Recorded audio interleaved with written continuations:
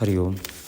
जैसे ही व्यक्ति अपने जीवन को देखना शुरू करता है तो उसमें दो चीज़ें बहुत प्रमुख होती हैं, एक पकड़ना और एक छोड़ना। तो पूरे जो जीवन का जो दिशा होती है वो इन्हीं चीज़ों से निर्धारित होती है कि किन चीज़ों को पकड़ना है और किन चीज़ों को छोड़ना है। हमारे को गुरु भी यही चीज़ बताते हैं, हमारे घर के पेरेंट्स, मेंबर्स, सब दोस्त यार, अच्छे बुरे, इसको पकड़ो इसको छोड़ो।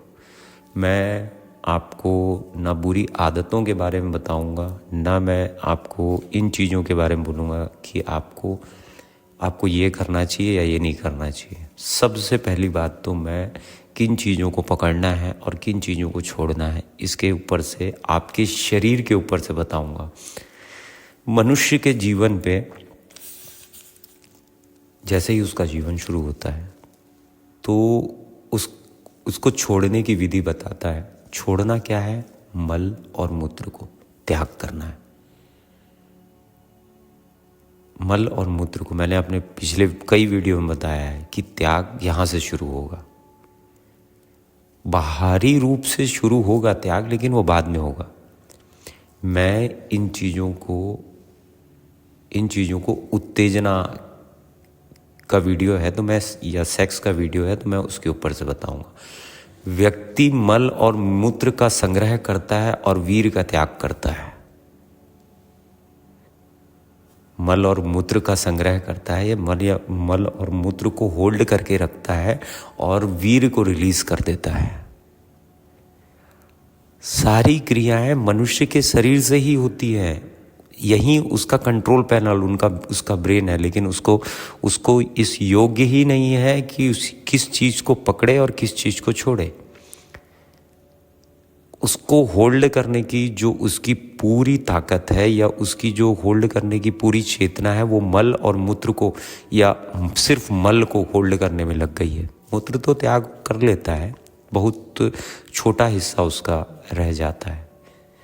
और जैसे ही व्यक्ति मल और मूत्र का त्याग करना शुरू करता है, उसके होल्ड की जो इंद्रियां होती हैं या होल्ड करने की जो चेतना होती हैं वो वीर्य पे जिस दिन रूपांतरित होने लगती हैं, वो वीर्य को होल्ड करने के योग्य हो जाता है। और जब वो वीर्य को होल्ड करने के योग्य हो जाता है तो वो संभोग के रस को भी बढ़ा सकता है या सेक्स की टाइम ड्यूरेशन को भी बढ़ा सकता है। लेकिन वो इस पे रस लेने की उसकी कोई दिलचस्पी नहीं रह जाती उसके बाद, क्योंकि वो फिर इसको होल्ड करके किसी और दिशा की तरफ जाने लगता है। तो योगिक क्रियाओं में यही चीज़ बताई गई है, या ध्यान की विधि में यही चीज़ बताई गई है कि ऐसे होते हुए अगर आप आओगे तो जैसे ही आपको ये योग्यता आ गई कि किसका त्याग करना है और किसे पकड़ना है, तो आप अपनी जो ऊर्जा है उसको रूपांतरण कर सकेंगे। मैं बार बार इस चीज़ को इसीलिए बोल रहा हूँ क्योंकि इसके बाद ही आपकी यात्रा शुरू होगी। जैसे ही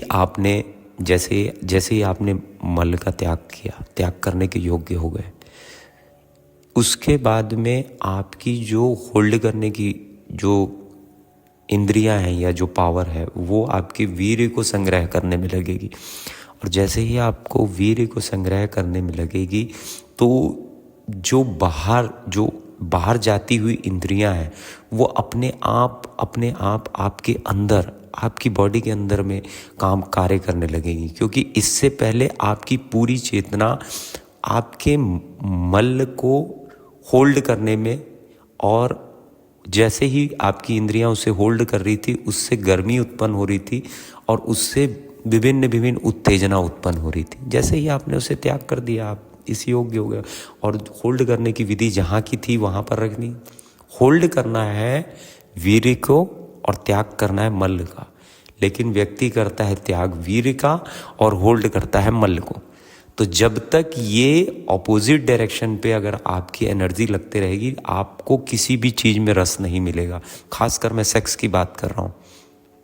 अगर आपको सेक्स में रस ही नहीं मिलेगा तो सबसे पहली बात तो रस वहाँ नहीं है।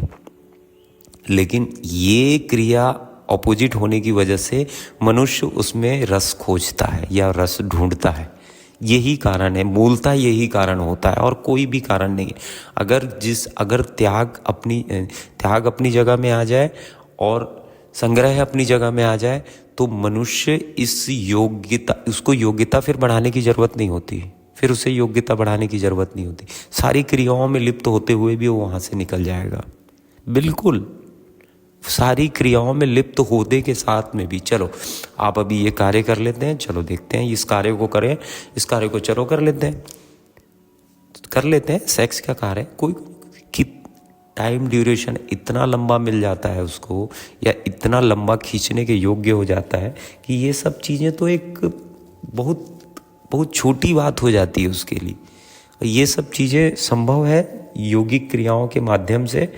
और योगिक क्रियाएं पे जिस दिन व्यक्ति अपने जीवन को व्यतीत करना शुरू करता है तो ये सब चीज़ें होती हैं। मैं अब अपने अगले वीडियो में आपको बताऊंगा कि क्यों हमें ये करना चाहिए। हरिओम, मैं योगाचार्य शिवाय, doctor in naturopathy and yoga science. Her her Mahadev.